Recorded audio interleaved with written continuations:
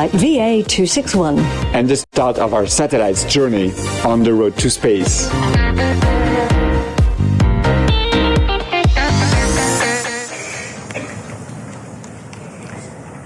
Operations running smoothly here at launch pad number 3, where today we are turning a page in space history.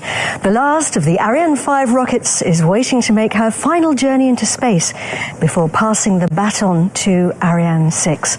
And our passengers up there sitting comfortably inside the cargo bay, inside the fairing, waiting to start their ride.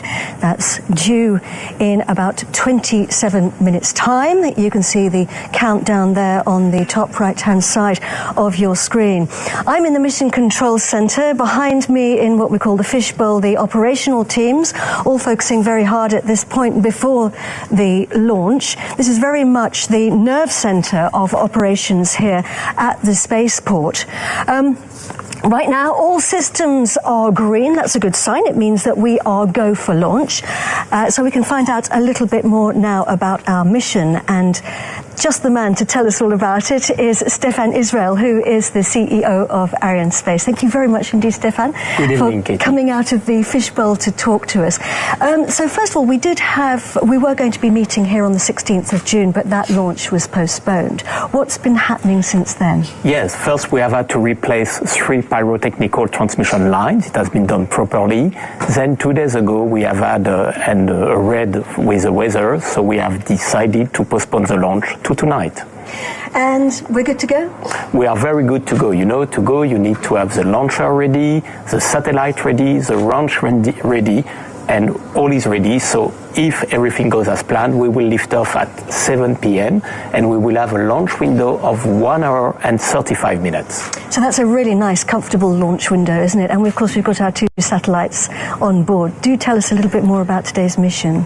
2 very important passengers for this last Ariane 5. First, a German passenger, Heinrich-Hertz-Satellit, which has been manufactured by OHB System for the German space agency DLR. And the second passenger, SYRACUSE 4D, for the French MOD, which has been manufactured by Airbus Defence and Space with Thales Alenia Space. And of course, today it's the last Ariane 5. The teams have been working on this fantastic rocket for many, many years now. I can't imagine how people are feeling. People tonight and all the team are moved because it is, as you have said, the last Ariane 5, and focused because what we need now is to make the final preparations for the final Ariane 5 launch. So moved and focused. Yeah, absolutely. So Stéphane, thank you so much for that. So you can head back now to take up your position in the fishbowl, and good luck for the operations. Thank you, Stéphane. So, after 27 years, the mighty Ariane 5 is hanging up her boots and retiring to hand over to her younger sister, Ariane 6. Very exciting times ahead. Many of us, though, have grown up with Ariane 5. I certainly have. My first ever launch broadcast was the first operational Ariane 5, when she delivered a fantastic telescope into space called XMM-Newton, which is still delivering really important technology, information and data back to us now. And that launch was in 1999. Someone else who's grown up with her is our technical expert today, Raphaël Chevrier. Raphaël, thank you very much for being with us. It's really lovely to have you here. Raphaël's going to be with us now for the rest of the show. Raphaël, what does she mean to you? Well, you know, I was 10 when the first Ariane 5 lifted off, so for me she really is an icon. She became part of our collective culture.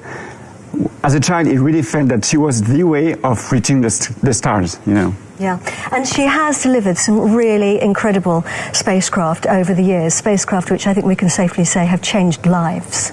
Oh yeah, and I really want to pay tribute to all the remarkable brains and the incredible people who actually made those missions possible and who are still inspiring me on a very personal level. Thanks to them, we've been able to send any type of satellites into any kind of orbit, satellites to help us understand the planet, the climate change, satellites to help us better communicate with each other, to understand our universe, where we are, where we come from, to help the armed force, and also cargo ships to supply the astronauts on the International Space Station. So this is no exaggeration saying that Ariane 5 actually changed our lives. Yes, indeed. And today she is carrying two very, very important passengers into space. How are they going to get there? With Ariane 5 standing right now on the launch pad, so today we are launching towards the east, as it's usually the case for reaching the geostationary orbit. So 2 minutes and 21 seconds after liftoff, the two lateral boosters have provided 90% of the thrust, so they will be jettisoned. Shortly after that, we will separate the fairing as we have crossed the limits of the atmosphere. So at that time, the satellites can safely face the emptiness of space. Once we have reached an intermediate orbit, the main stage will be cut off and separated. This will be 8 minutes and 40 seconds after liftoff. Then the upper stage will take over and power for 16 minutes in order to reach the intermediate orbit where the satellites will be released. By the way, the little towers that we see here on the motion picture, they represent a chain of telemetry stations receiving data from the Ariane 5 all along the flight path. So H2SAT will be separated first after some orientation maneuvers before we safely separate the dual launch structure. It's called the SILDA, that's the black box that we see here, under which the lower passenger, SYRACUSE 4B, is hidden. SYRACUSE 4B will be separated 33 minutes after flight. And then exactly like a relay race, we will pass the baton to the customers who will acquire their satellites and perform all the orientation maneuvers in order to get them into their final geostationary orbit, 36,000 kilometers from here. That's a long way up. And as you say, Heinrich-Hertz is in the upper berth, up there at the top, the first satellite to be released. OHB led the industrial teams who built it for the German space agency, DLR, and it's named after the brilliant German physicist Heinrich Hertz. You've heard of Hertzian waves, you've heard of radio waves. Well, he helped us to discover them, and it is a very exciting and experimental mission. Let's find out more about it now.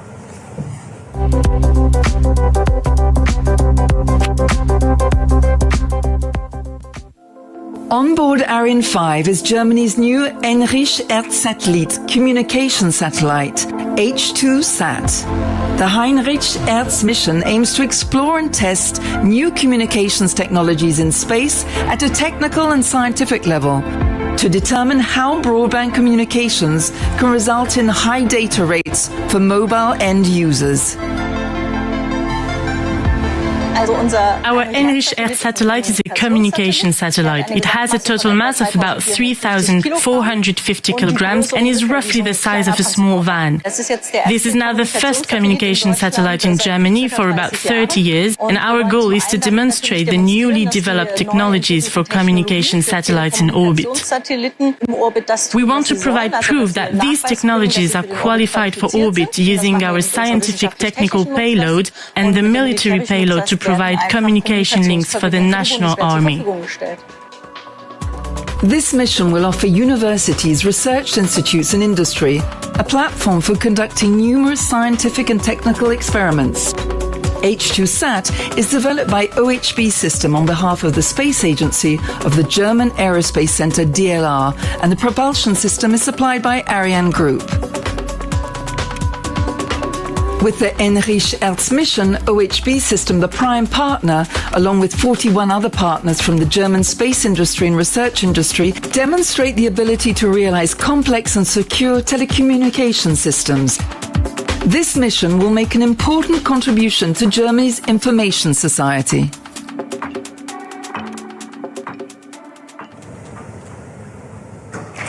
And in the lower berth underneath Heinrich-Hertz's SYRACUSE 4B, it's a military satellite for the French armed forces, and it was built by Europe's aerospace giants, Arianespace and Airbus. It's very powerful, it's very resilient, and it can resist even the most extreme jamming, and that's exactly what the military need for their operations. Let's take a closer look at SYRACUSE 4B.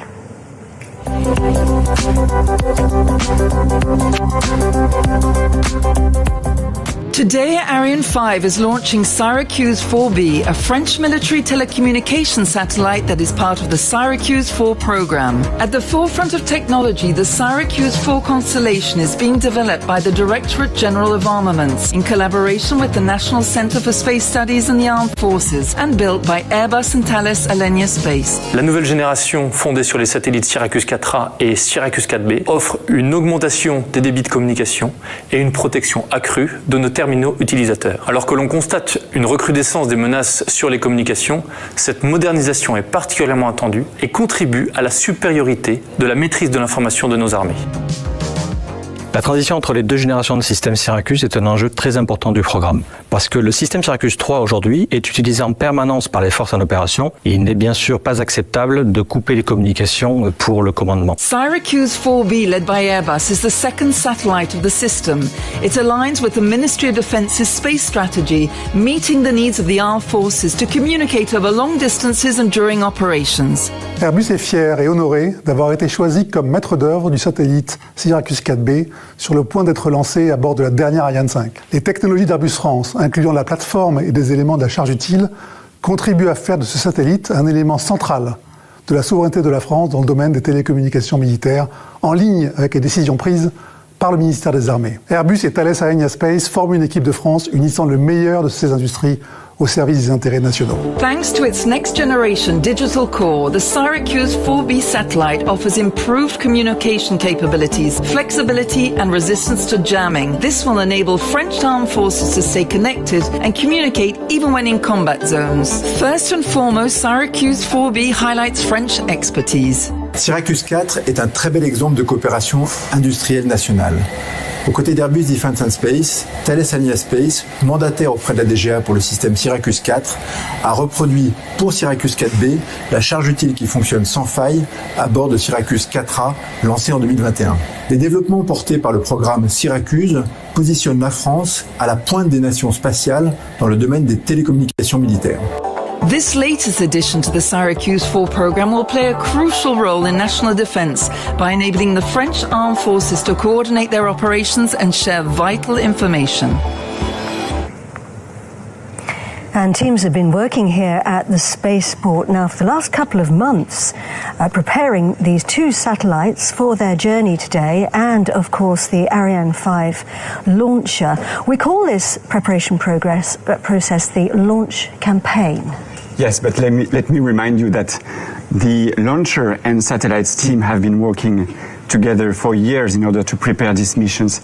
But you're right, the launch campaign has started early May of this year, and so the customers have performed some standard activities on their satellites. They checked that it's working properly, they fueled the satellites, and then the satellites got transferred to the final assembly building where they met the launcher Ariane 5 for the very first time, and they got integrated on top of the launcher in this building. And then, of course, the next thing was the transfer of the whole thing to its pad. That took place 2 days ago, and we actually filmed it, didn't we? We did a live show because it's a very special event, the last ever transfer. It's a very special operation that is very specific to Ariane 5, so it's a very slowly process. The whole launcher and the table, it weighs 2,000 tons. It's towed by a small truck, and it's traveling 3 kilometers or so in 40 minutes. So very careful process on the vertical position. And so right now, Ariane 5 is standing on the launch pad, ready for the launch. And on launch pad number 3, we have a number of different launch pads here, though, because the Guiana Space Center is a big place. We have lots of different facilities. It covers about 700 square kilometers. I think it's about 3 times bigger than the capital city, Cayenne. And the whole thing is known as the range. The job of administering it and managing it falls to the French Space Agency, over to their president.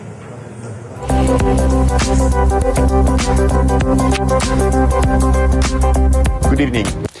Today will go down as a day to remember in France and Europe's space program. In a few minutes, Ariane 5 will be lifting off for the last time from CSG, the European Space Center.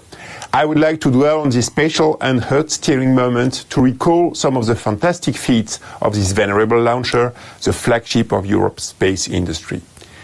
Between 1996 and today's final flight, Ariane 5 has clocked up 170 launches. With its unique lift capacity and orbital injection precision, it has carried a host of payloads into space, serving telecommunications, Earth observation, and space exploration missions.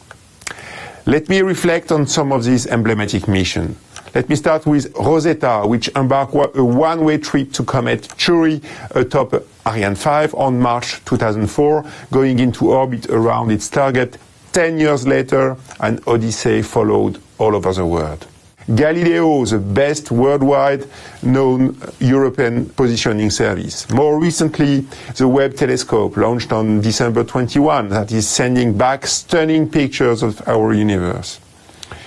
Today, we are poised to launch SYRACUSE 4B towards a destination which is much closer to home, but nevertheless equally vital for our security. CNES's role in developing this satellite, both on technology development and project coordination, has been instrumental as a space architect of SYRACUSE 4 program, providing its expertise to the Defense Procurement Agency, DGA, and to the Armed Force. This evening, Ariane 5 is therefore bowing out with a mission crucial to sustaining our military capabilities. I wish you a great launch, another fine chapter to add to the history of Europe and France's space program. We can be proud of what we have done, and we can be proud of this illustrious lady. Go Ariane 5, go!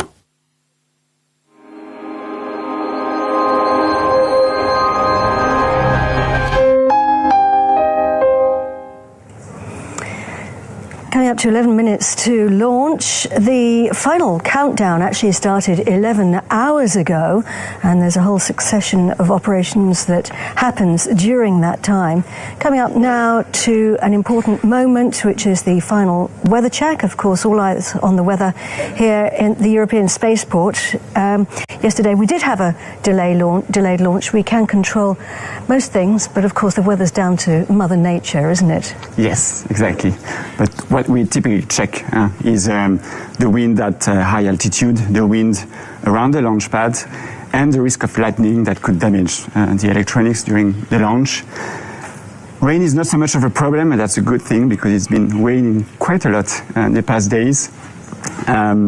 We are in the tropical weather here in French Guiana, and we are actually in between the rainy and the dry season. Yes, it's not called the Amazon rainforest for nothing. But it's actually a very good place for launching rockets from, isn't it? Oh yes, it's an ideal location for launching satellites into space. In French Guiana, there is no big tropical storm, no hurricane, no earthquake. And more importantly, we are located 5 degrees north of the equator, which gives us a maximum slingshot effect given by the rotation of the Earth. French Guiana has also an amazing wildlife, and sometimes we see some animals wandering around the preparation buildings. But let's say that in more than 40 years of activity, nature and technology have learned to live in harmony here in French Guiana. Oh, that's very, very true. We see some beautiful animals here. I actually saw recently a sloth crawling very slowly across the main road. My heart was slightly in my mouth for it, but it was absolutely fine. So we have 2 control rooms. This is the Mission Control Center, primarily concerned with the entire mission, and of course the Range Operations Manager here in the Mission Control Center calls out all the major events to the base. But we have another control center, it's Launch Control, and that's much closer to the pad in what we call the bunker. What are they doing over there, Raphael? So they are in charge of all the operations to do with the launcher and the pad. So they woke up quite early this morning in order to start the final countdown. This was at about 7 a.m. And so they are leading and monitoring the operations leading us to the launch. For example, you have the filling of the tanks with liquid oxygen and hydrogen. You have the cooling of the Vulcan engine and the sphere pressurization of the main and the upper stage. That's just to name a few, of course. Right now they're all really focusing very hard because we're getting closer to launch. 8 minutes and 11 seconds and counting. And of course, here in the Mission Control Center, all eyes at this stage before a launch on the status panels. Those were the green boards that we saw earlier, and they're giving us all kinds of information, very important information. Obviously, green is go and red is stop. But what are they actually telling us, Raphael? So we are monitoring several main parameters, for example, the weather, which is green right now, the launch base, the rocket, and of course the two satellites inside the fairing right now. All these systems, they send their status to this panel, and they all need to remain green in order for the launch to go ahead. And like Stefan said a little bit earlier, we have a quite comfortable launch window tonight, more than 1 hour. So if for any reason the clock happened to stop, we have some time in order to understand what's happening, to solve the issue, and to start the clock again. Coming up to the beginning of the synchronized sequence. À tous de DDO, attention pour la séquence finale lanceur. Top I0 moins 7 minutes. And the synchronized sequence has begun. Raymond Boyce, the Range Operations Manager, or DDO in French, has announced it. And Ariane 5 standing tall for a sunset liftoff. What's happening in the synchronized sequence? So there is a complex set of operations leading us to the launch and giving more and more autonomy to the rocket. So just to name a few, we have the topping up and the pressurization of the tanks of the main stage and of the upper stage. At the onboard computer, we'll receive the exact time for liftoff. It's located right here, and that's the brain of the rocket, if you want. At 1 minute to launch, the power supply will switch from the ground to the rocket. The launch, we will see it only when the two lateral boosters ignite. Believe me, this is going to be spectacular. Well, it will be, because Ariane 5 is always very, very spectacular. Some of the most important missions started their life on board her. She's had a fantastic career.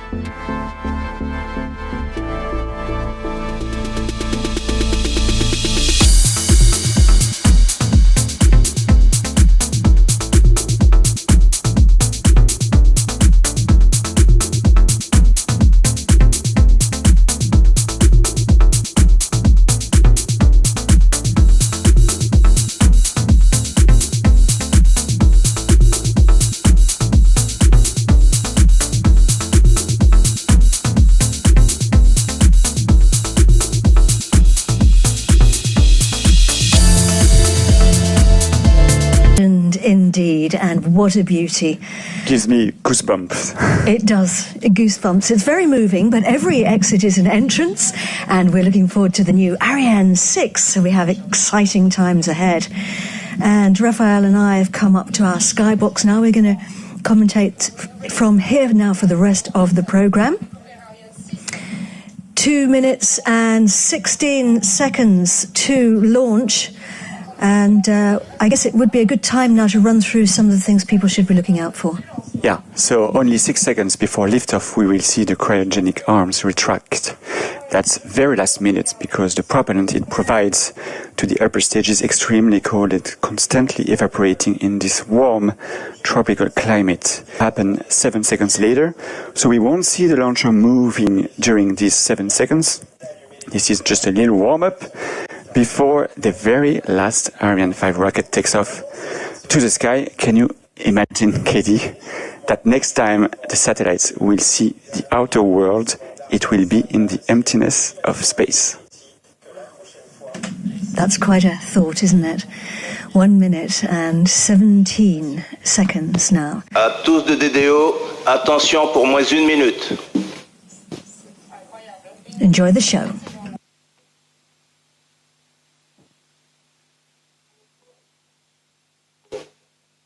Top H0 moins 1 minute.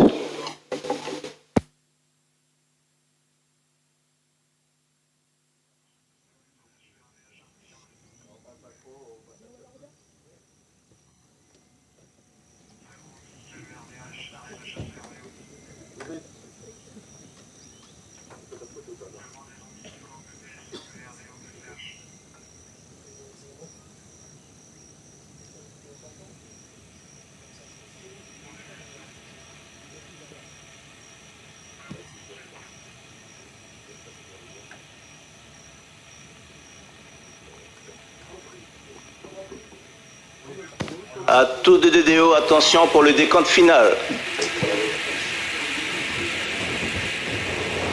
10, 9, 8, 7, 6, 5, 4, 3, 2, unité. Top, allumage moteur Vulcain.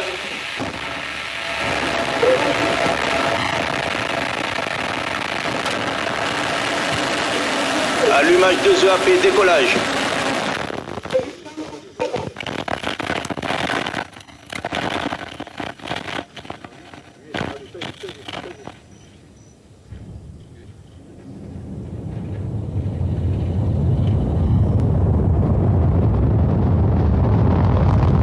Propulsion nominale.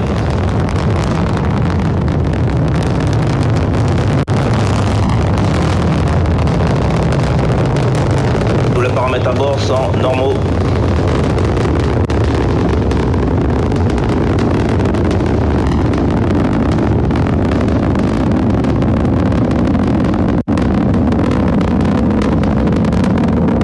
Propulsion nominale.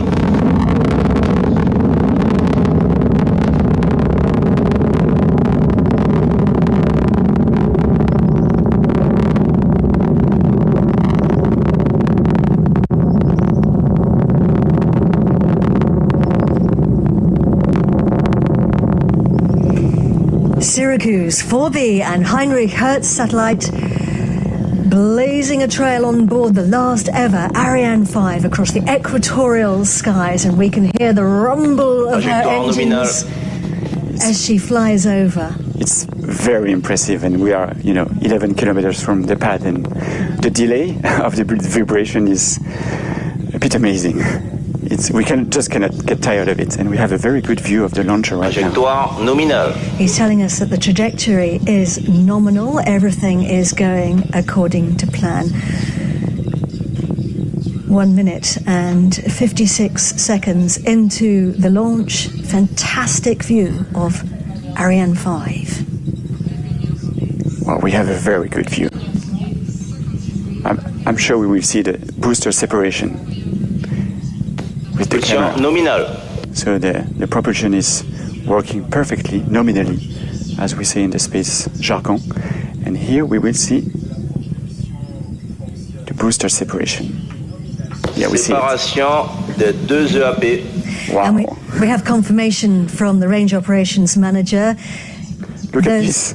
That's absolutely amazing. Those 2 boosters on the right and the left being jettisoned, the white dot in the middle, the Vulcan engine. So they are providing 90% of the overall thrust. And so they have been jettisoned. They are 240 tons each. The launcher on the ground was 771 tons. And we don't need them anymore. We're shedding weight. So everybody is completely nominal. So next step is the separation of the fairing. That's coming up in about 10 seconds. You can see on the top of the screen our trajectory on the left-hand side is the planned route for the vehicle. And separation there of the fairing is what it looks like. Séparation de la coiffe. We have confirmation there of separation of the fairing. So we don't need it anymore, Raphael. Propulsion nominale. Exactly. So we were 117 kilometers above the ground when we separated the fairing. So we crossed the limits of the atmosphere. We are now in space, where the remaining gas is so thin that the friction it generates on the satellite is very negligible. Just to mention also that we switch from real camera to 3D images now, because that's how we can follow the steps of the mission. The fairing was also used to protect the satellites from the noise generated at launch.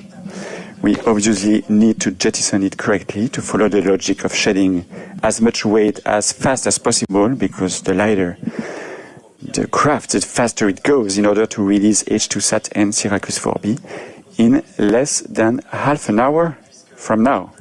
And that's the name of the game, of course, to lose mass so that we can climb higher into space.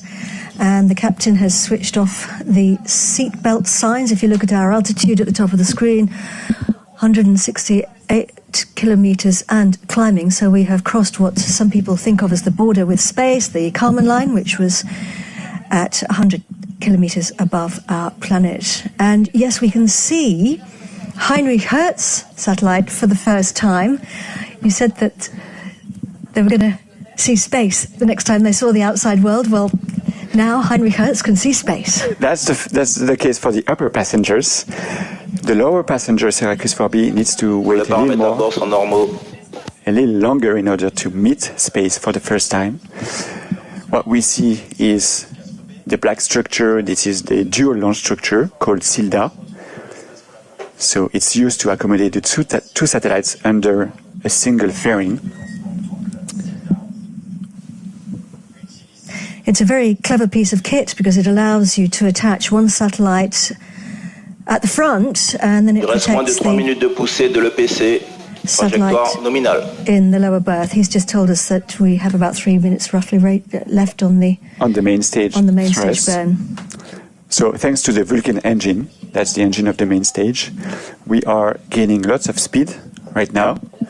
So in less than 2.5 minutes, we will go from 4 to 7 kilometers per second, which is very fast, obviously.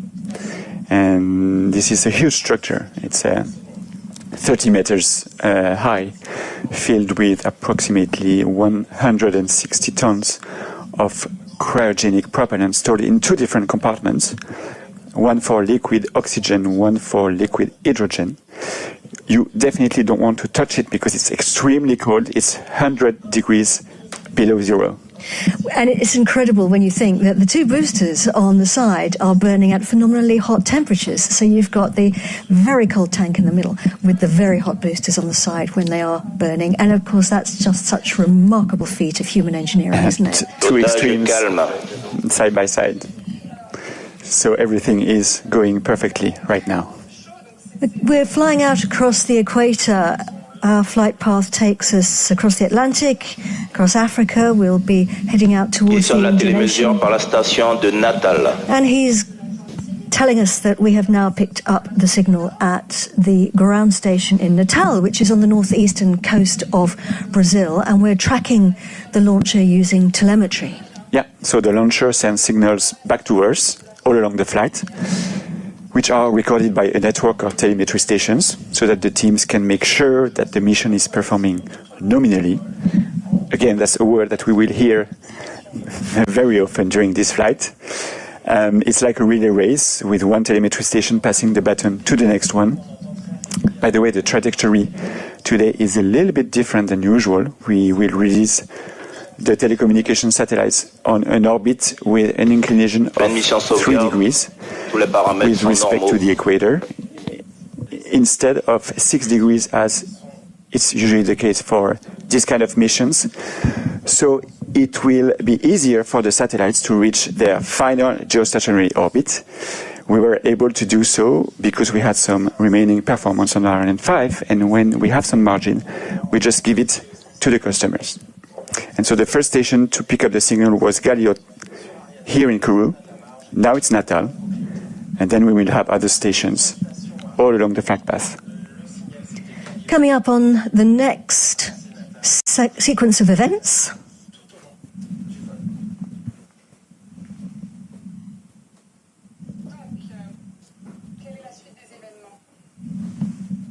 Séparation de l'étage principal cryotechnique.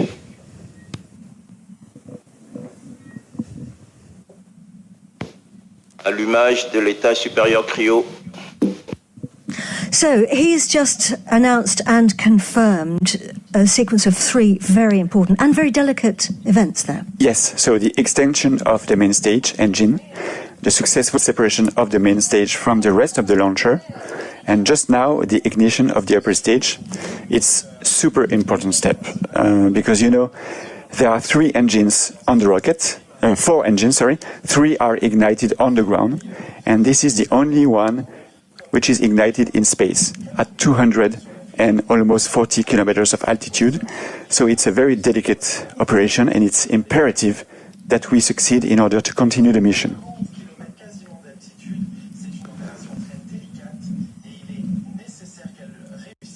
So we were being tracked still by the Galileo tracking station in the CSG. We've really begun the upper stage phase now of the flight, very much the next phase of the journey. The upper stage has taken the wheel. Its engine burns about 16 minutes, and it's a really clever piece of kit. It's got a number of jobs. It's got one particularly very important job, of course. Well, it's to transport the satellites to their transfer orbit where they're going to be released. We need to do this, obviously, in a very precise trajectory, in a very precise way. Good news is everything is going smoothly right now.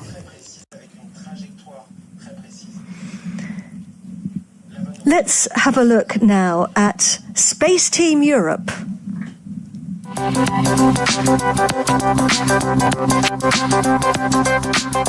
Donc je suis chef de mission et je coordonne donc toutes les opérations entre les clients satellites, la base et les opérations de préparation du lanceur. Donc ceci dès l'arrivée des satellites en Guyane jusqu'à leur livraison dans l'espace. Donc moi je suis technicien fluide au sein de JWST. Mon but c'est de participer aux activités fluides, la mise en œuvre, la propreté en gaz, en liquide et en finalité de faire le remplissage du lanceur Ariane 5. Et pour imager un peu, on est un peu les pompistes de la fusée. Voilà. Je suis chargé de campagne mécanique générale en charge de la table de lancement Ariane 5, qui est la table sur laquelle est posé le lanceur pour son transfert et le décollage. Dans un premier temps, nous mettons en configuration la table pour permettre l'assemblage du lanceur et les charges utiles. Après le transfert en zone de lancement, nous réalisons la mise en configuration de la table pour permettre les connexions nécessaires à la chronologie finale de lancement. Donc l'ingénieur météo au Centre spatial guyanais, il va tout d'abord réaliser des prévisions pour toutes les activités pour lesquelles la météo a un impact. Par exemple, les transferts satellites ou lanceurs. Pour les lancements, l'ingénieur météo va surveiller les conditions pour établir les critères pour le décollage. Donc ça va porter sur du risque de foudre et les conditions de vent à la fois en altitude et près de la surface. Je suis autorité technique de l'étage principal d'Ariane 5. J'ai suivi son intégration au Murau. Aujourd'hui, je suis son intégration en Guyane sur le lanceur. Et pendant la chronologie finale, je m'assurerai du bon remplissage des réservoirs jusqu'au décollage. Aujourd'hui, si je travaille dans le spatial, c'est pour relever le défi d'un professeur qui me disait que c'était impossible, c'était un rêve inatteignable. J'ai relevé le défi. And good for her.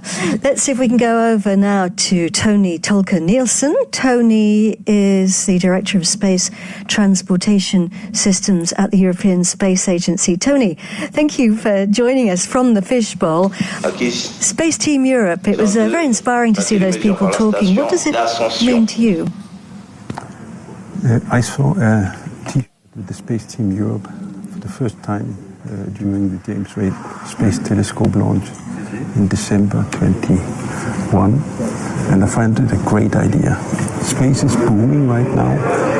There's an acceleration of the use of space, and above all, an acceleration of the commercialization of space. Unfortunately, this is going much faster outside Europe, in the US and China, and also India is catching up very fast. The space economy is foreseen to be booming in the coming decades, and in order not to lose out on this, like we did in the dot-com economy 20 years ago, we must get our act together and accelerate the use of space in Europe.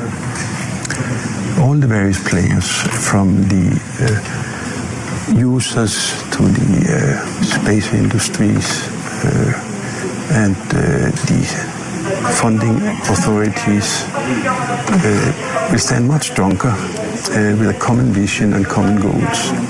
Tony, thank you very much indeed. I appreciate you talking to us from the inside there of the fishbowl. Tony Tolker-Nielsen, thank you very much indeed. So, Ariane 6, very much the new kid on the block, the product of the European space expertise here in Europe. Raphael and I were lucky enough to visit her pad.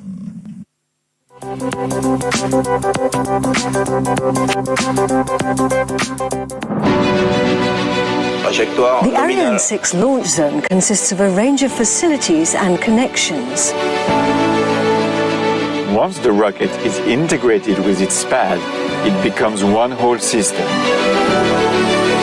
This ensemble of buildings is the launch pad itself, and from one side to the other, it's 200 meters wide. That's about the size of 2 football fields. And this is the mobile gantry. It is as tall as the Statue of Liberty and slightly heavier than the Eiffel Tower.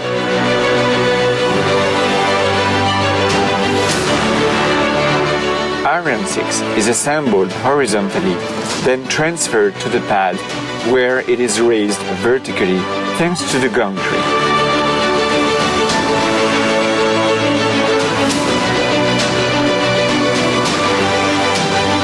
The fairing with the satellites inside is hoisted and connected to the top.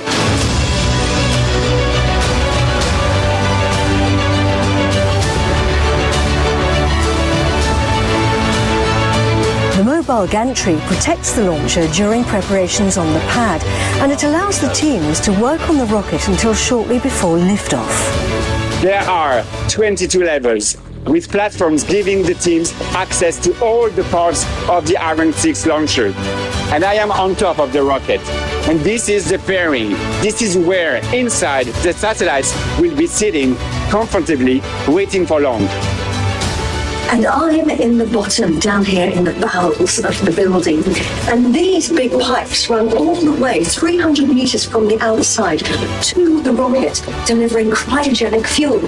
It is complex engineering. They must be kept at extremely cold temperature in order to maintain the oxygen and the hydrogen as liquids. Shortly before launch, the gantry rolls back along rails, revealing Ariane 6. The mechanical, electrical and fluid lines, which join the rocket to its pad, disconnect when the launcher lifts off. This This is a giant exhaust pipe, and during the launch, all the fiery plumes will be coming out of there. And for Ariane 6, we have added the very special deflector. It's used to divide the flames in two parts, and inside here is going to be 3,000 degrees during the launch. So you better not be on this pad during liftoff.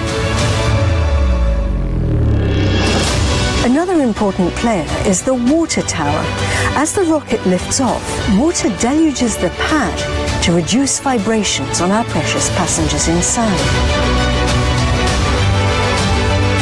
We are 6 meters underneath the pad, and the rocket sitting right on top of it. And the water comes from the water tower through these massive pipes and then up onto the cable. And the water is drawn from a dedicated lake. And once it's used, it's carefully treated in order to protect the wide variety of animals and plants and release back into nature.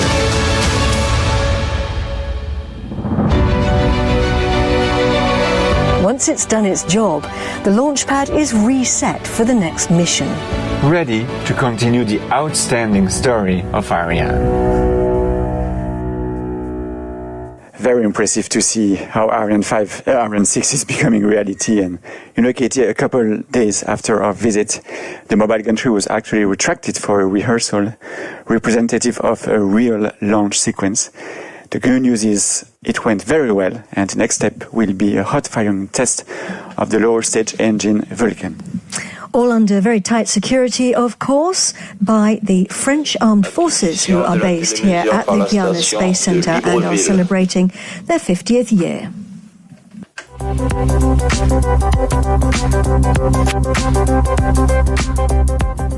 Every time a rocket is launched from the Guiana Space Center, over 300 military men are mobilized. Their mission? To protect the Space Center, its surroundings, and those present. The Spaceport, spread out over 660 square kilometers, hosts important missions for European space activities and national defense, all of which are extremely sensitive and high-risk operations. Before each launch, around 100 legionnaires and artillery troops are deployed on roads, tracks, and also within savanna and forest zones on quad bikes, off-road and track vehicles, and even in kayaks. Their surveillance also extends to the maritime zone, where 2 vessels from the French Navy patrol this restricted area. A Confiance-class patrol vessel and a coastal patrol vessel from the Maritime Gendarmerie. As for its airspace, this is constantly monitored by 2 Fennec helicopters with snipers on board. A Puma helicopter is also ready to take off at any moment, carrying on board soldiers and gendarmes prepared to intervene in case of intrusion. On the ground, there are surface-to-air missiles operated by artillery troops, capable of destroying any threatening aircraft. To complement the security and protection system, the CNES, the National Centre for Space Studies, calls upon the Paris Fire Brigade and the Gendarmerie, who are permanently present on site. Protecting Europe's spaceport is the Armed Forces in French Guiana's main mission, but they also fight against illegal gold mining and illicit fishing. This year, the 3rd Foreign Infantry Regiment, one of the Armed Forces units in French Guiana, marks its 50th anniversary. 50 years of expertise and protection at the service of European space activities and international influence. Travelling at 8 kilometres, just over 8 kilometres per second.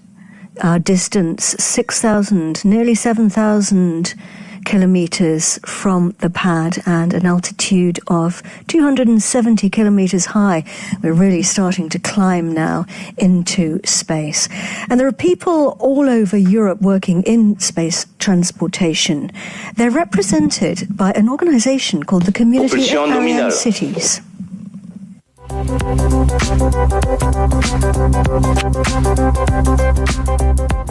Less than an hour from Paris lies the historical birthplace of European rocket, Vernon. This charming little town on the outskirts of Normandy, with just over 24,000 inhabitants, is known not only for its quality of life or its old mill, but also for 60 years of innovation and space exploration.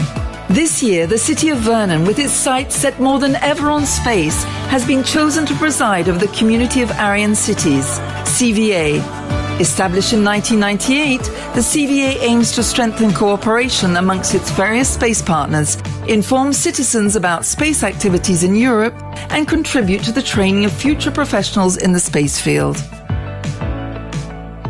À travers cette présidence, Vernon mettra évidemment l'espace et tous les acteurs de la filière du spatial et de l'aéronautique au cœur du débat, avec des objectifs très simples, comme la valorisation de la dimension spatiale de notre territoire, valoriser également le campus de l'espace, site qui est le berceau de notre histoire aéronautique vernonnaise, valoriser aussi le savoir-faire et la haute technologie des entreprises du territoire, en somme, valoriser l'attractivité de Vernon.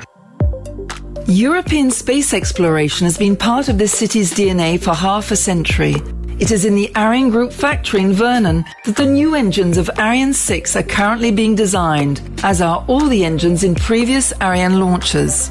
Ariane Group et la ville ont un lien indéfectible depuis des dizaines et des dizaines d'années. Le site de Vernon est d'une grande importance, une importance stratégique pour l'accès à l'espace. En 1946, 50 ingénieurs allemands spécialistes des missiles V2 arrivent à Vernon et contribuent à créer le LRBA, qui se spécialisera par la suite dans la conception, la fabrication et les essais des moteurs fusées. En 1971, l'activité moteur fusée du LRBA est intégrée à la Société européenne de propulsion pour devenir par la suite Ariane Group. Véronique, Vesta, Vexin, Valois, Viking, Vulcain et Vinci sont autant de noms dont le V rappelle qu'ils sont nés à Vernon. A summer university for Ariane cities, an event dedicated to Ariane 5's last flight, and even a space-themed fireworks display. Throughout the year, the city of Vernon is organizing a rich program of events inspired by the colors of the community of Ariane cities. I love how he listed the name of all the engines beginning with the V. And during that film, we had confirmation there that we entered the sphere of the tracking station in Malindi on the east coast of Africa. So they've now taken over monitoring events from Libreville. 24 minutes and 15 seconds into the flight. Raphael, we're getting closer now to switching off our engine. Yes, in order to prepare the separations of our first satellite, H2Sat, so it's important to do it on time in a very precise way, as it will really drive the satellite's lifetime in space. Ariane 5 is famous for its injection precision. We've seen it for the launch of James Webb Space Telescope a year and a half ago, and again for JWST spacecraft in April. Ariane 5 was so precise that it considerably increased the life expectancy of these space probes in space.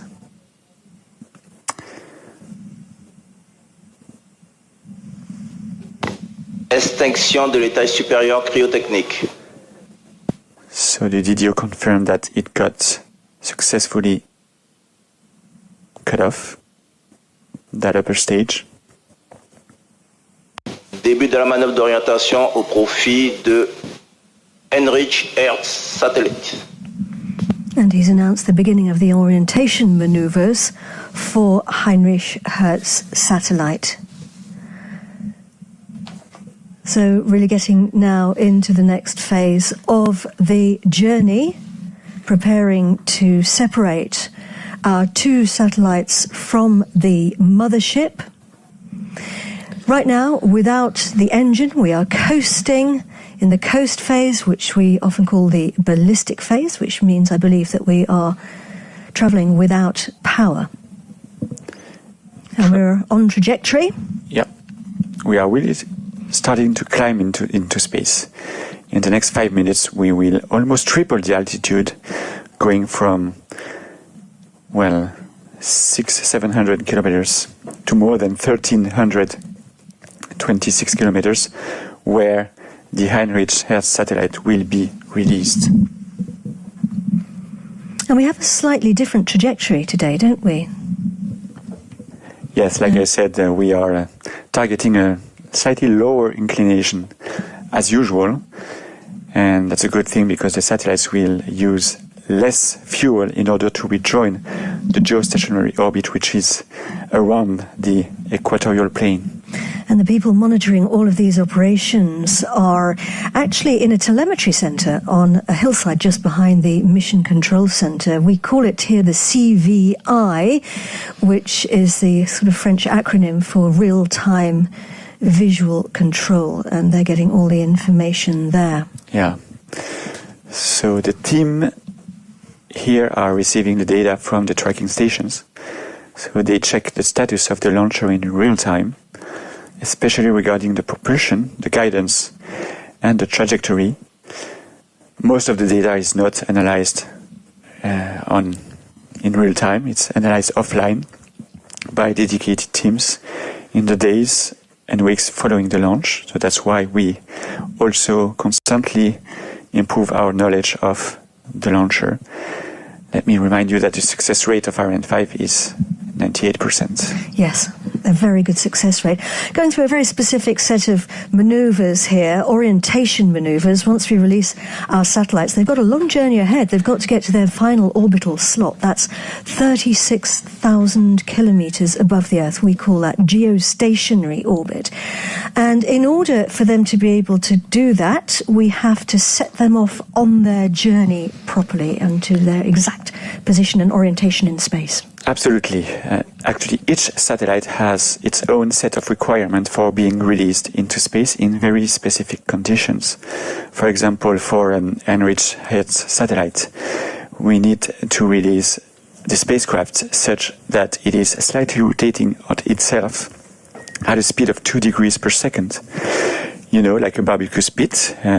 We can see on the animation that the upper stage is... Ballistic se poursuit nominalement. He's telling us that the ballistic phase is going normally. Exactly. So the upper stage is slightly spinning the satellite. So it's also performing orientation maneuvers in order to be directed at 90 degrees with respect to the sun. This is also a specific requirement, usually done in order to distribute the heat evenly over all parts of the satellite.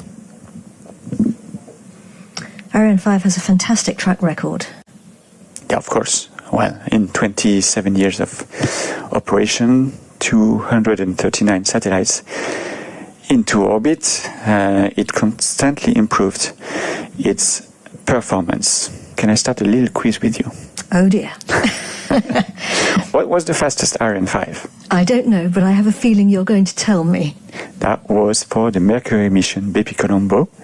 On October 2018, the rocket reached almost 11 kilometers per second.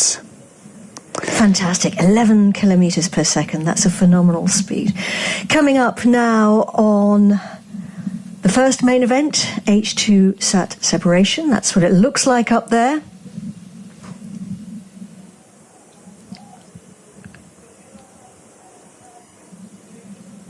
Séparation Heinrich-Hertz-Satellite confirmée. And we have separation of Heinrich-Hertz-Satellite. Our first satellite has starting its new life in space. It needs to climb to 36,000 kilometers. And obviously a whole load of things have to happen in the meantime, but we still have our second passenger inside the cylinder. Can't see it right now, can we? Yeah, very good news, of course, but the mission is definitely not over, so the teams are extremely focused because we have another passenger to deliver into space. Next step is the separation of the black structure, the dual long structure, SILDA, which will reveal the lower passenger, SYRACUSE 4B. So the satellite will meet space for the first time in a couple of minutes. It needs to be released also in a very specific way. So in this case, the upper stage will stop spinning because SYRACUSE 4B needs to be separated in a stabilized way. And also the upper stage will rotate in order to separate the satellite in the direction of the sun, this time, with the thrusters directly pointed at our star. Coming up now on the next part, the important phase of removing the cylinder so that we can reveal SYRACUSE 4B inside. That clever piece of kit, the attachment kit, which allows us to attach the satellite in the upper position and protect the satellite in the lower position. It should happen in any seconds.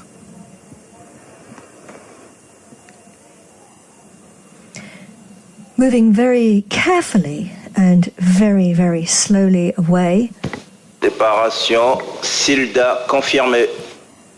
And we have confirmation there that the Silda has now been removed. Another very good news. And moving away in, again, a very carefully planned set of maneuvers. Début de la manœuvre d'orientation au profit de Syracuse 4B. And he's announced the beginning of the orientation maneuvers for Syracuse 4B. So you actually see the upper stage rotating in order to separate the satellite in a very specific direction with respect to the Sun. I can also mention that the two satellites are separated with a safety distance in order to make sure that they will not collide with each other, because they are following the same trajectory towards the geostationary orbit. And in this case, it's dozens of kilometers that separate the two satellites, thanks to the orientation maneuvers that are being performed right now by the upper stage.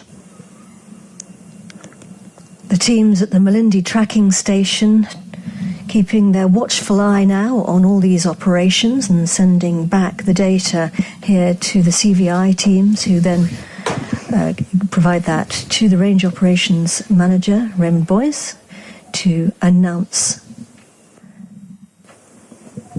This is the scheduled time for separation. Séparation Syracuse 4B confirmée. And we have separation of Syracuse 4B. That's great news.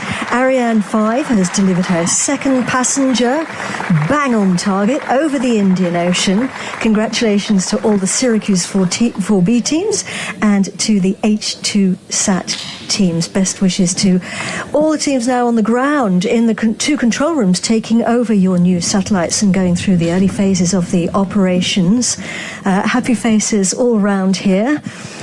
Congratulations to all the teams, of course. We'll see a funny passenger here in the control room. With the requisite sunglasses. What emotions. It's a very emotional time because Ariane 5 has, of course, performed flawlessly and beautifully.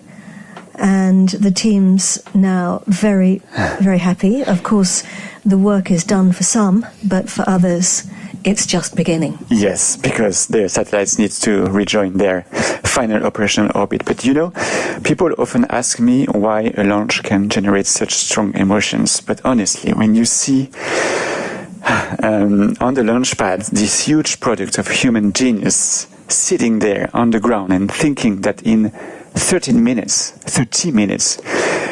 it's reaching the outer space. Well, when we see this, we understand, and I hope, we feel it, right? It's very hard to describe with words, but and you can see also all the teams that they've known each other for years because they've been working together for years. It's very special.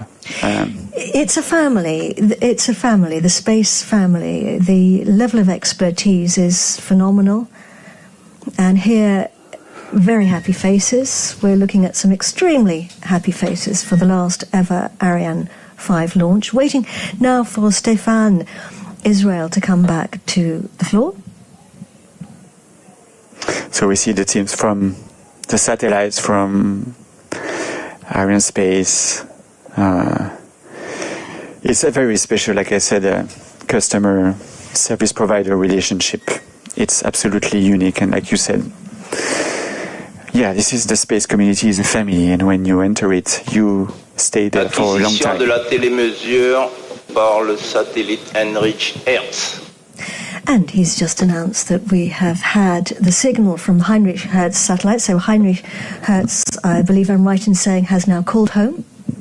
So the team, there is another team acquiring the satellite and performing all the maneuvers in order to get it into the right orbit, the right position. The journey is definitely just the beginning, because we released the satellites at 1,300 kilometers of altitude. They need to go 36,000 kilometers away from here. So obviously, the journey is only beginning for the satellite. And of course, they've got a lot of operations to go through. It's often known as LEOPS, the Launch and Early Operations phase, when the teams on the ground take their satellites through all the various different things that have to happen. Obviously, they've got to put out their solar wings, deploy their panels to get some electricity from the sun, and a whole set of operations. And it sometimes takes days for those things to happen. So I can also mention that we have Stefan. I'm really happy to see you there, Stefan. Welcome back. Thank you. We've come to you inside the fishbowl this time. Stefan, congratulations. Yes, it's really a great day, a great evening for Germany and France, for France and Germany, and we really want to thank Heinrich-Hertz and the German Space Agency, Syracuse 4B, and the French MOD for their trust. Tonight, Ariane 5 has made the job. And she's really performed flawlessly, hasn't she? The workhorse, as usual. I wonder how you're all feeling now. I think what is important is the collective feeling we have. We are all here in the Jupiter control center, and it is really tonight, the success of a team, a European team, the success of Arianespace, Ariane Group, the success of CNES, the success of ESA, the success of all our industrial partners in Europe. And you know that MT Aerospace in Germany is one of its industrial partners. It is the success of Team Europe tonight with this last and final Ariane. Indeed, and they're performing the combined operations, aren't they, here at the pad for Ariane 6, and things are going well. Yes, indeed. So Ariane 5 is now over, and Ariane 5 has perfectly finished its work, and it's really now a legendary launcher. But Ariane 6 is coming, and the team are now working hard here in the Guiana Space Center on what we call the combined test of Ariane 6. We have made the withdrawal of the mobile gantry the 22 of June. The team of Ariane Group and CNES are now working with ESA for the next step of the combined test, so we will have a very busy summer. And tell us about the next launch then, Stefan. So the next launch will be with our Vega launcher. It will be VV23, and we are also preparing this next launch. So during this summer, we have here in the Guiana Space Center key operations for Ariane 6, and also key operation for Vega. Stefan, best of luck for all of those operations. Thank you once again, and congratulations to everybody and all of the teams. Stefan, thank you. So let's go now over to Gregory Gavois from Arianespace, who is on the other side of the glass. Gregory, you're in front of the fishbowl with some guests and customers. I'm sure everyone must be feeling very, very happy. Hoping Gregory can hear me, but I'm not sure that he can. I've got a feeling that maybe Gregory can't actually hear me. Yes. Yes, thank you. Thank you very much, Katie. We are indeed very happy here. I'm with the representative of the manufacturers and operators of the satellites launched by Ariane 5 today. So starting with the two gentlemen, Heinrich-Hertz-Satellite, next to me are Mr. Greff and Mr. Schneider.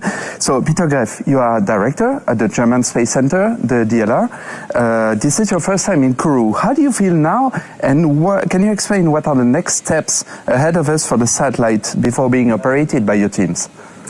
Well, thank you. So it's what an excitement. I'm thrilled actually to see what happens here, how precise the satellites were injected. So this is really amazing. Congratulations for this perfect, spectacular launch. And thank you. Thank you very much to all contributing teams that helped to insert our satellite into this transfer orbit. So the satellite is doing a pioneering work for us because it offers a platform for research done by institutes in Germany and the German industry. So we are looking forward to an operating system within the next few days in the geostationary orbit. And I know that our teams on ground are working hard and are very busy to make that happen in the next days. So Well, thanks again to Ariane 5, this perfect launch. This last mission of Ariane 5 is over. For us, it just started. Just starting, indeed. Thank you very much, Peter. Talking about European and German industry, we have here Alexander Schneider. You are the program lead with OHB, the company which designed and built Heinrich-Hertz-Satellit. Also your first time in Kourou and the end of a tremendous industrial journey, I suppose. Could you tell us more about what your teams did over the past months to make this program a reality, Alexander? Well, first of all, thanks to Arianespace for this beautiful launch. It was really nominal, and it was really a pleasure. And in the last weeks, you asked, we were here in Kourou after we finished our environmental test campaign, and we were working together with Arianespace and SYRACUSE team, had daily meetings. It was always very professional and very hospitality here. I enjoyed my time here, and thanks to the teams, it was really a great pleasure. And also, I'm very honored to be part of the last Ariane 5 launch. Of course, it's a French-German mission. We see the two satellites, and that's something very special to me. I'd like to thank the German ministries and DLR for the trust in OHB to build this satellite. And of course, I would like to give a big thanks to the OHB colleagues at home, which did over the past years with all their passion and professionalism this hard work. And of course now we have kind of half-time, and we will go now for 15 years operations of the spacecraft, and I can confirm we have acquisition of signal. Great, this is a fantastic news. Big kudos to the team. Tonnerre d'applaudissements pour Heinrich-Hertz et les équipes. Vielen Dank, meine Herren. There were two satellites on board today on tonight's launch. We've talked just here about Heinrich-Hertz-Satellit, and I'm now inviting on stage three representatives from the team SYRACUSE 4B, the second satellite that have reached space thanks to Ariane 5 today, and we have another confirmations ongoing live. So let me start with you, General Sayeg. General, you are Director of Space Programs within the French Armament General Directorate, the DGA. Could you please tell us a bit about what SYRACUSE 4B will bring to the French Armed Forces, namely to those who are engaged in operations on the field? With pleasure, but just before I would like to thank you and thanks all the teams. It's my first stay here in Kourou for the launch of military satellites, and each time someone used the name of Space Family, and I really feel it. And once again, thanks to Ariane Group, to Arianespace, to CNES, it was a wonderful launch, even if it is the last one. And for the French Armed Forces, it was very important to succeed this launch. So SYRACUSE 4B, it's the new model for the military's communication satellite. It will meet up his little brother, SYRACUSE 4A, which was launched in October 21. And it's just a next generation communication satellite, which is very accurate, border coverage for our forces, and it is for the three forces, the Army, the Navy, and the Air Force. And as it is a military satellite, obviously it is protected against more or less everything which can occur, from nuclear event, cyber defense, or even jamming.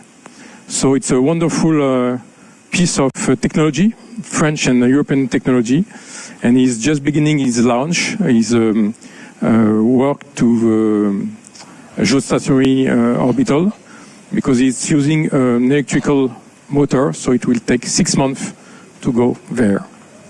Thank you. We wish the best to SYRACUSE to reach the destination. Thank you very much, General. Next to you is François Gaulier, the Senior Vice President Telecommunications and Navigation Systems with Airbus, the prime manufacturer of SYRACUSE 4B. So, François, what makes this satellite a very important program and mission also to Airbus? Yes, Gregory. In fact, it's a very, very important mission for us, and I would like to start by thanking the DGA for giving us their trust, because for the first time, Airbus France is going to deliver satellites to the armed forces. We are not doing that alone. We are doing that with what we call the Équipe de France, the French team, with many partners, starting by Thales and Arianespace, but many, many others, French suppliers like Safran and many others. We are also very pleased to bring into this program by Airbus all the technology, our industrial know-how to make this satellite what is SYRACUSE 4B, super resilient, robust and super safe. Now the story is not over. It's just starting for another part of the mission. The team indeed has received the telemetry in the control center, and they will work for the next 6 months to bring the satellite into orbit. So another team that will dedicate their time to bring the mission up there. Now let me thank all the people who have worked on the program. Wherever they are in France, from Airbus and other suppliers or other partners, it has been a tremendous work to go up to this mission now, spending months, weeks, days and nights to bring the satellite now into mission. Thanking the people here in Kourou as well from Airbus, who have spent many weeks, a few more than expected, by the way, to be ready, green light for the launch tonight. So thanks for them. And now saying a big hello to the team in Toulouse as well, because we have gathered all the people in the Cité de l'Espace to celebrate this event with all our partners, our customers, everyone into this event. So enjoy the event, enjoy the night. It's a unique moment for our country, a unique moment for Airbus as well. Thank you. Thank you very much, François. Thank you. Talking, I think the team, SYRACUSE 4B, the Team de France, deserve some kudos. Talking about the team, let's leave the floor to Jean-Baptiste Teinturier, Director of Military Telecommunications with Thales Arianespace. So Jean-Baptiste, SYRACUSE is not only about tonight's satellite, right? It's a wider program in which Thales Arianespace, along with Airbus and other industrial partners, play an important role. Could you tell us a bit more about this role? Yes, indeed. SYRACUSE, in fact, is a telecommunication program for the French armed forces that has been designed by Thales to connect all the forces anytime, anywhere, under the worst conditions. We are very proud to have been part of the SYRACUSE program for 40 years. We have lived with the SYRACUSE 1 first program, and now we are at the fourth generation of SYRACUSE that we are manufacturing with our partners of Airbus. And I must say that the collaboration is very good with Airbus. Like François said, I think we form a very good French-based team. Tonight, I would like also, like you have both done, thank all the teams. I would like first to thank DGA and the Armed Forces who have launched this program in 2016. I would like also to thank the CNES that has supported the program for all those years. I would like also to thank the teams that have worked together, both Airbus and Thales team, because the program was long and difficult. And of course, I would like to thank Arianespace for this beautiful launch tonight. Our bird is very beautiful, is now flying to its final destination. And I would like to say, I would like to wish a long lifetime to SYRACUSE 4B. Thank you very much. Merci beaucoup, messieurs. Thank you also to all the teams who deserve big kudos here in the room. Un tonnerre d'applaudissements encore une fois pour les équipes de SYRACUSE and also Heinrich-Hertz-Satellit. You mentioned it. Our role with Arianespace is to open roads into space to allow you, our customers, to reach their destination. This is again the time for tonight, so thank you very much. I've been very pleased, and we all very pleased and proud to share the passion that prevailed on this final Ariane 5 launch, a legend that is now passing the baton to Ariane 6 in an iconic space continuum. So over to you, Katie, for the end of the show. Thank you very much again. Thank you, Gregory. And yes, indeed, the adventure certainly continues. The new star of the show, of course, is Ariane 6. We've seen her on the pad, you and I, Raphael, and trust us, she's a beauty. But today we say goodbye to Ariane 5. She's taken her final bow, and what a beautiful performance it was. I have to tell you that I feel very privileged to have witnessed it. Yeah, me too. And it was an honor, Katie, to commentate this final launch. with you, and congratulations to all the teams. We are turning a page in space history tonight with Ariane 5, especially for those who grew up with this iconic rocket. But I am very excited to open a new chapter with Ariane 6, thinking that there will be a new generation of rocket scientists, of rocket enthusiasts. No doubt we will call them the generation Ariane 6. Fantastic. Thank you, everybody. Looking forward to see you for the next launch. But from me and from Raphael, until next time on Road to Space, bye-bye. Bye-bye.